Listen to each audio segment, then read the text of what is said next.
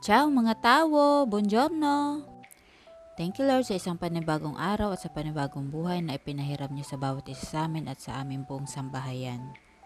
For today's video, tuturuan ko kayo kung paano mag-book ng appointment sa Department of Foreign Affairs para sa apostille. I-type nyo lang ang apostille.gov.ph at dadalhin kayo sa homepage ng Department of Foreign Affairs. Scroll down nyo lang and click Book an Online Appointment. Then, dadalhin kayo sa page ng instructions for walk-ins and online appointments, terms and conditions, notice to the public, and warnings. Then, click nyo lang yung agree. Then, some important reminders and next. Then, select a purpose, click apostille, then next. Then, choose the region kung saan ka magsiset ng appointment. Then, choose the consular office na preferred mo. Try natin yung Asiana kung merong available na slot. Scroll down mo lang, then next.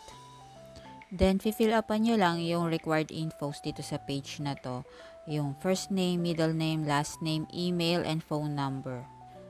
Kung sakali na representative ninyo or SPA ang pupunta sa consular office, informations nila yung ilalagay nyo dito.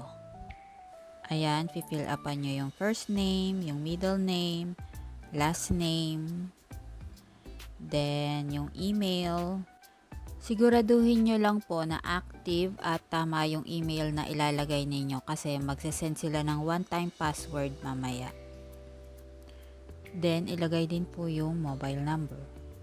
Then, i-check nyo lang po yung I agree sa use and collection of datas. Then, click next.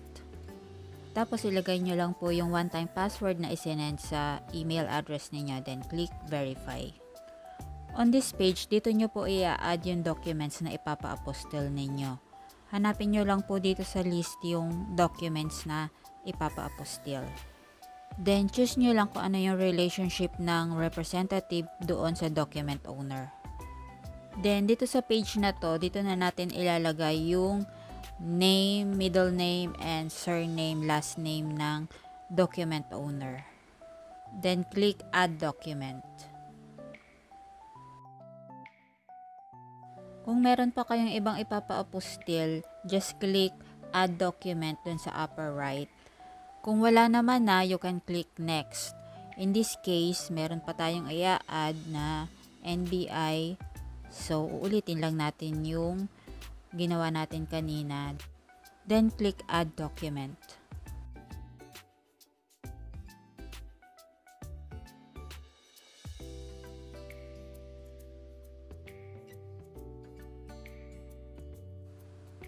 Then, kapag okay na, click Next. Then, pwede na kayong pumili ng preferred date ninyo kung kailan nyo gusto pumunta sa consular office. That is kung may available na slot.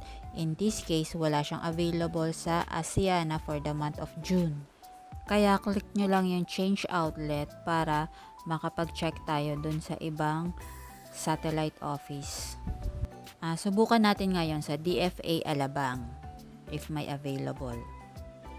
Wala ding available slot ng June, so try na nating mag-check sa July.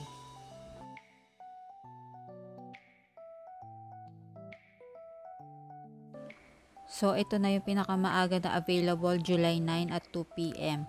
I-select na natin at baka mawala pa.